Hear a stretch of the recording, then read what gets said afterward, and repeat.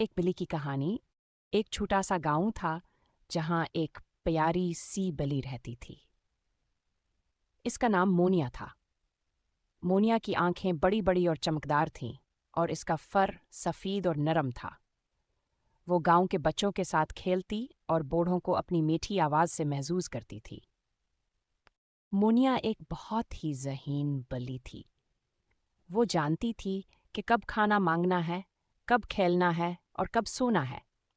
वो गांव के बाजार में घूमती फिरती और दुकानदारों से थोड़ा सा दूध या मछली मांग लेती थी।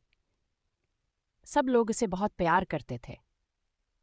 एक दिन गांव में एक बड़ा तूफान आया। तेज हवा चल रही थी और बारिश जोरों शोर से बरस रही थी। मोनिया एक पुराने दरख्त के नीचे पनाह लेने की कोशिश कर रही थी, लेकिन वो बहुत डर गई थी। अचानक उसने एक छोटी सी बच्ची की आवाज़ सुनी जो रो रही थी। मोनिया ने देखा कि बच्ची एक गहरे गड्ढे में गिरी हुई है। मोनिया ने बगैर सोचे समझे गड्ढे की तरफ छलांग लगा दी। उसने बच्ची को अपने दांतों से पकड़ा और उसे आहिस्ता आहिस्ता गड्ढे से बाहर निकाला। बच्ची महफूज थी, लेकिन मोनिया बहुत थक गई थी। गांव वालों ने मोनिया की बहादुरी देखी और उसकी बहुत तारीफ की। उन्होंने इसे एक हैरो बिल्ली का खिताब दिया।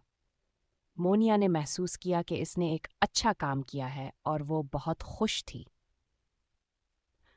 इस दिन के बाद मोनिया गांव की सबसे मशहूर बिल्ली बन गई। वो न सिर्फ प्यारी और ज़हीन थी, बल्कि बहादुर भी थी।